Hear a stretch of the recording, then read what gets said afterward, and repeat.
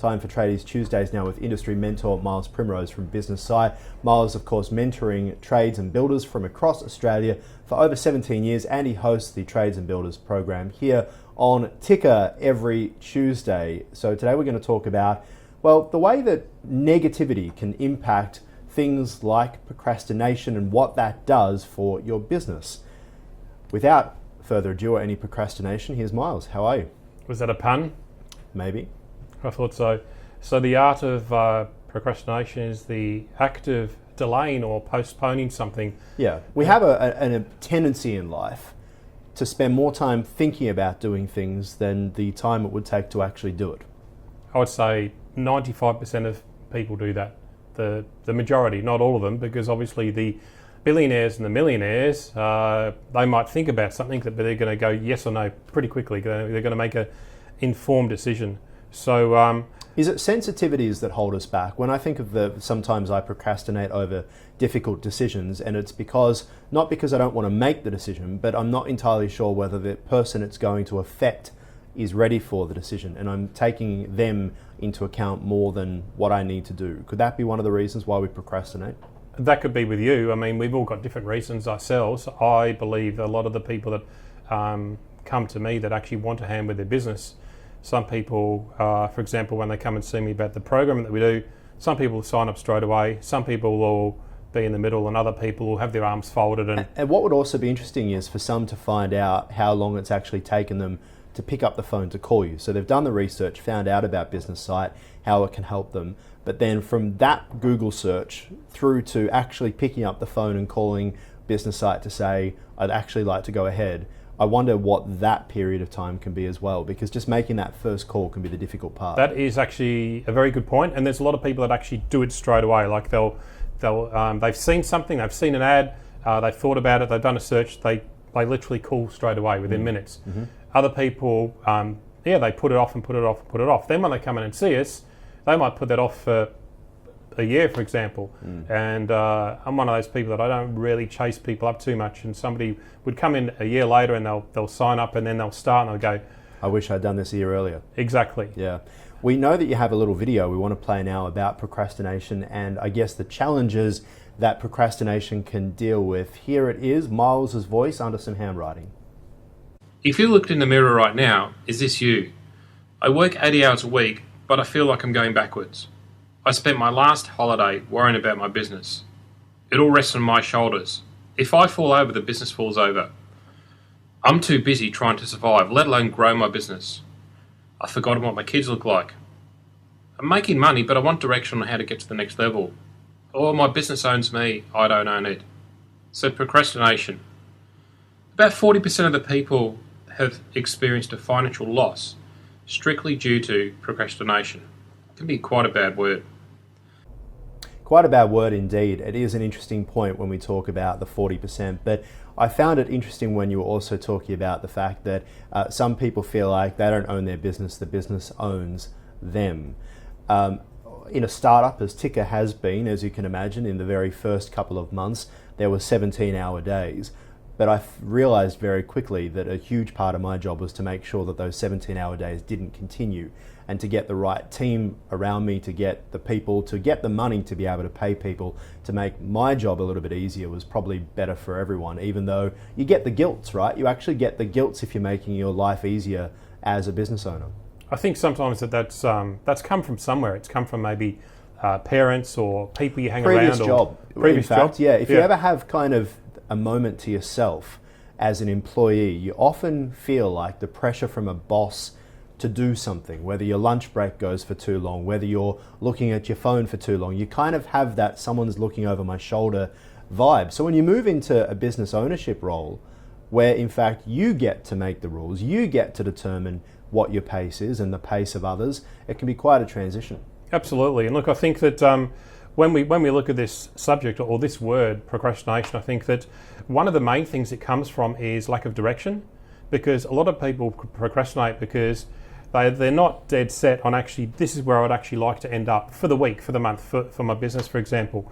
And if you don't have really, really clear direction from a big picture point of view, first of all, you can lose your mojo in your life.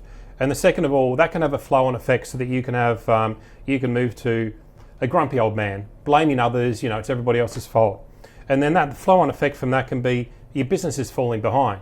So to me, there's many reasons for procrastination, but I believe one of them is lacking clarity around the big picture. So to me, the simple solution is, for that thing, is actually creating a big picture, meaning that you understand clearly what your purpose is, what your mission is for your customers, and what your vision is. So, for Ticker, you might have, a studio in New York, LA, Paris, London, Prague, in the next couple of years, for example. Once we put our sponsorship fees up. Okay, fair enough. Okay, you should talk to those people. And then the other thing also is to make sure that you allocate a certain amount of time. So be disciplined, Aaron. Put aside, say, 60 minutes or 90 minutes a week to actually work on the big picture. So go back, check in with it. All right, I'll throw another side to you. Do you think that some business leaders end up spending too much time worrying about the big picture, thinking about where they're going, that they forget about where they are, and the business actually starts to suffer because they're forgetting to dot the I's, cross the T's, because they're too focused on where they're going? Yeah, look, you've got to find the balance. You've got to create the big picture, and then obviously allocate yourself a certain amount of time to do that, because you can't just leave it. So it might take some people, it might take them a couple of months to do it, but once you've done it, sign it off, get somebody else to check in with you and say, yes, that's good, or tweak this.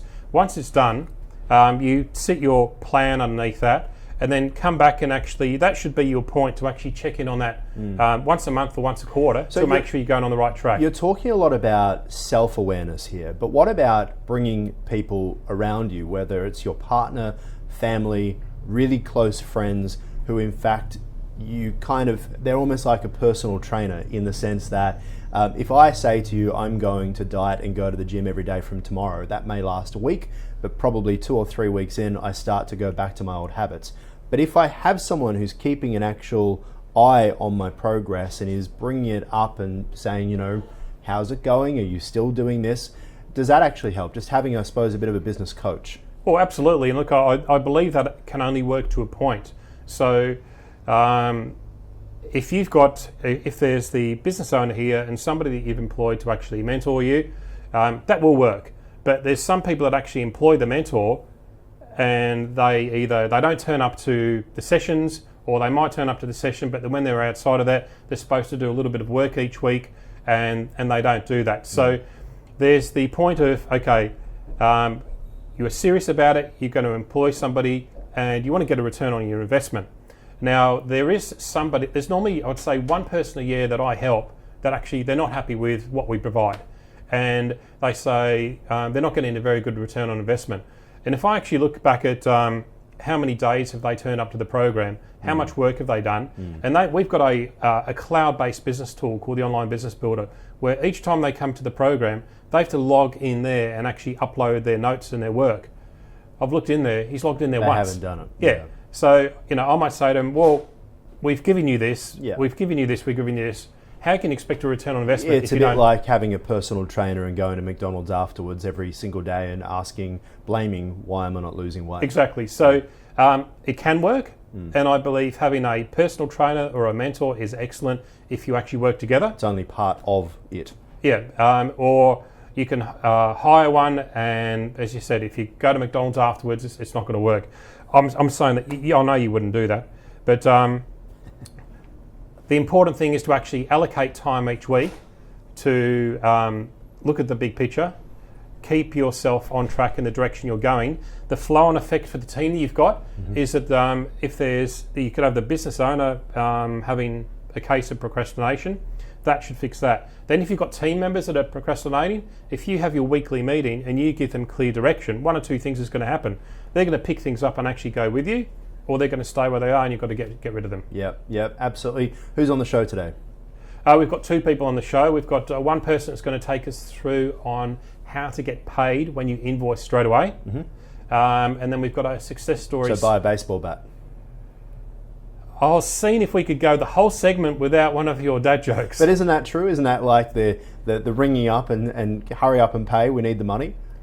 Like in most trade kind of families, I've found that in the end, the person who picks up the phone is the wife to say to the builder, hurry up and pay. Okay, this is the year 2020. We're going to do things properly. So we're going to look at that, and we've also got a success story. Steve from SL Installation, who's going to talk to us about how he's built his business over the last 10 years. Okay, sounds good. Look forward to it. Thank you. All right, straight up after this program. Later on,